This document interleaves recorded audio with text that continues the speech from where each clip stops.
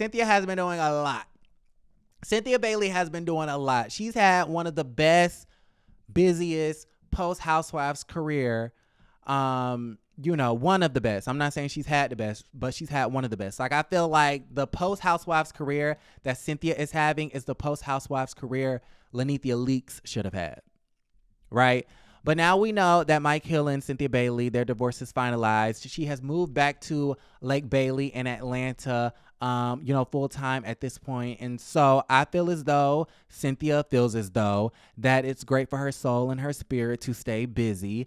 I believe it's cathartic and therapeutic for her to continue to work and things like that. And so being a friend of the show and getting that little day rate is a part of working. And so she says that she's going to play with the girls. Might as well. She's in Atlanta. She's no longer in LA. Might as well. How Cash Doll say, might as well.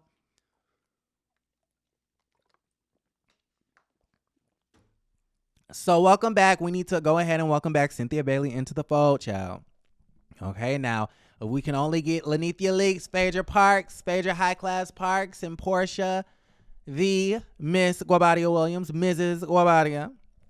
Now, if we can go ahead and give them some contracts as well, that would be super dope. But I think Cynthia being back as a friend of the show, I think will make the series more dynamic because it definitely is very stale. It definitely is, okay? And I have a really, really good feeling that Courtney, I think Monietta is going to end up snagging that 7th peach. But we'll see. I'm not really too sure about the situation, but we'll see, okay? Now, speaking of the Atlanta peaches, Tamar Braxton went on to Instagram stories and basically said that an Atlanta peach, also known as a housewife, threatened her. A housewife and her husband threatened her recently, all right? And the reason why she's coming out with this information is because they won't. She says if the shoe was on the other foot, they would have been told the whole world. But the reason why she's coming out is because they not going to say shit, and they not going to say shit to save face, to save their reputation because they're city officials. She says they want to save their little reputation, but it's beef. We got beef now because their husband stepped to me. Now, to be clear, I don't know what Tamar means. I don't know if she means the husband, one of the husbands of the Atlanta Peaches, stepped to her in a physically intimidating way, like he was physically threatening, like he was going to beat your ass, or if he stepped to her in a manner that was he wanted to confront her because he felt a ways about something that Tamar may have said or did, right? Now, the folks were guessing. They were all over social media guessing because, of course, Tamar Messy Braxton wanted to tell us the story but didn't want to put a name on it.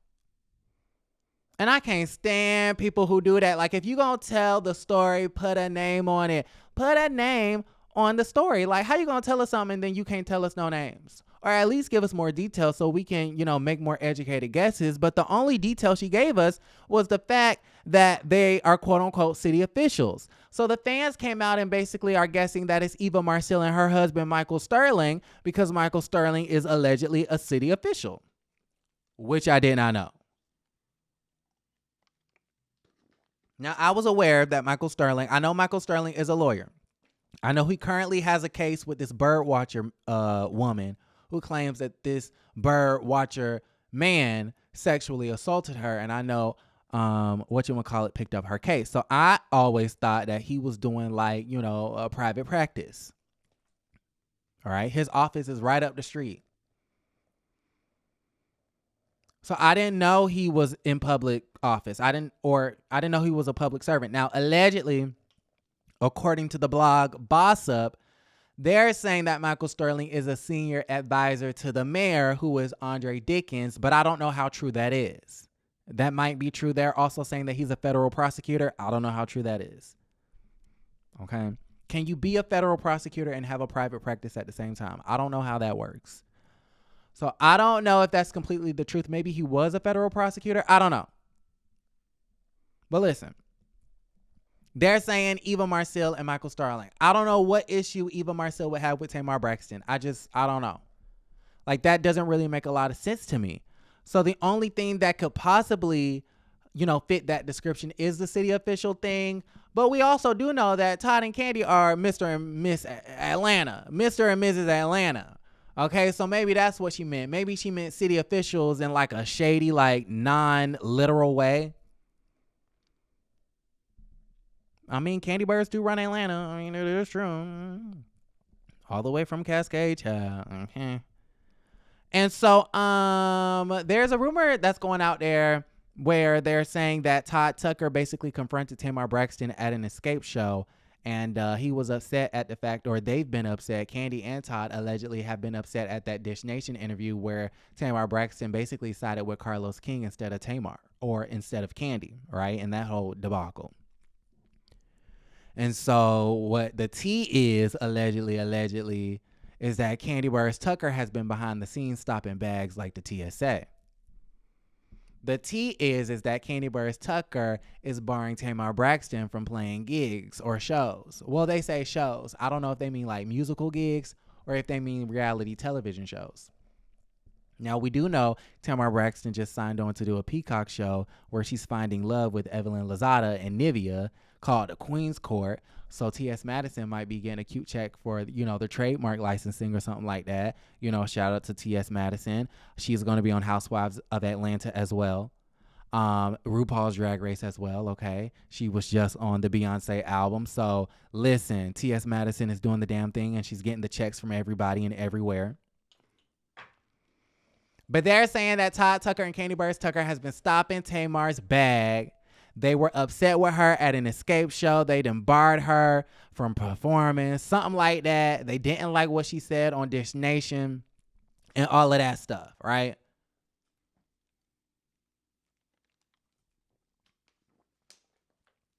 I'm finding it very, very, very, very, very hard to believe that Todd Tucker. Now, listen, I'm not putting nothing past a man, but I don't see Michael Sterling running up and stepping up to no woman. Okay. Now, I'm assuming Tamar Braxton meant stepping up to a woman in a physically intimidating way, right? I don't see Michael Sterling doing that. I really don't see Todd Tucker doing that. But then again, you can't put nothing past nobody. When people are upset, they do all types of crazy shit. Okay. So I say that to say, it could have happened. I'm not sure. But what issue would Eva and Michael have with Tamar? Are they even close like that? I'm confused. So I feel like, given their contentious history, it would make sense that it's Kandi and Todd, right? Now, with that being said, Todd wouldn't even step to Marlo Hampton when Marlo Hampton basically called or said that his wife's PUSSY was broken. That's why she has to date below her tax bracket. And that Mama Joyce has more pull in their marriage than the husband do. Now, Todd definitely said something back, but it's not like he stepped to Marlo. So my whole thing is, if he not stepping to Marlo, why in the hell is he stepping to you?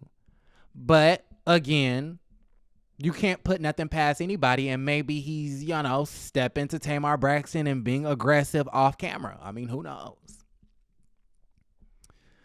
Y'all got to let me know how y'all feel about that situation in the comments down below. Last but not least, the Real Housewives of Potomac aired last night, and it was so very boring. I mean, this was the most boring episode of the season, and I cannot believe, Giselle, congratulations to Jizzy and Robin, the Green Eyed Bandits and whatnot, but I can't believe that they wasted their entire after show, okay? They did the Reasonably Shady first live show, which is a really, really big deal. They're nominated for an NAACP Image Award, and they've been doing the damn thing, okay? So congratulations to them.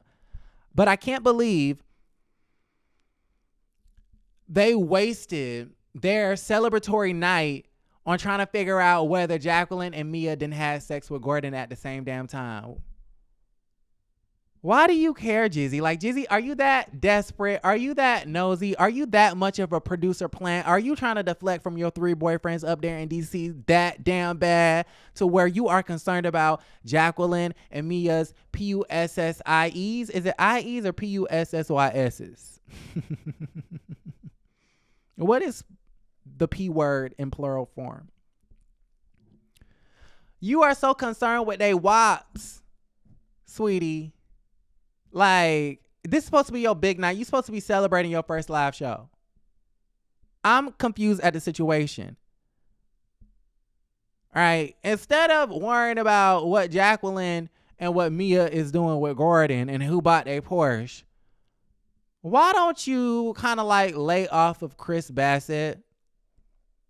Why don't you solicit an apology from Jamal Bryant instead of trying to solicit an apology from Chris? Now, she said on Watch What Happens Live that Chris gave her an apology because he was wrong. And I'm like, girl, if you don't stop deflecting and projecting, why don't you stop deflecting from those colorism allegations?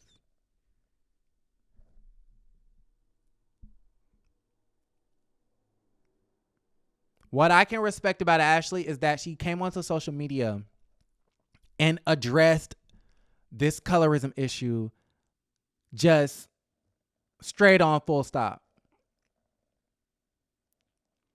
When Robin and Giselle are asked about it, it's like, that's foolish. It's foolishness.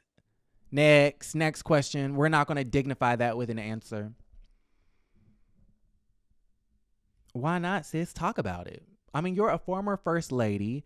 You know, don't you come from a family of people who are, you know, active in the civil rights, you know, in activism and stuff like that? Like, talk about it. Giselle is a coward to me. She's such a coward. Like, you want everybody to apologize to you except for Jamal and yourself and Mia. Anyways. And then you got Ashley's friend, okay? Speaking of Ashley, okay? Candace called her a Sesame Street character, child. Basically saying that Chris and Eddie were flirting while Candace and Wendy were in the very same room, just 30 centimeters away. I don't get it, but okay. Y'all let me know how y'all feel about the entire situation. Like the video, subscribe to the channel, and don't forget to create a great day.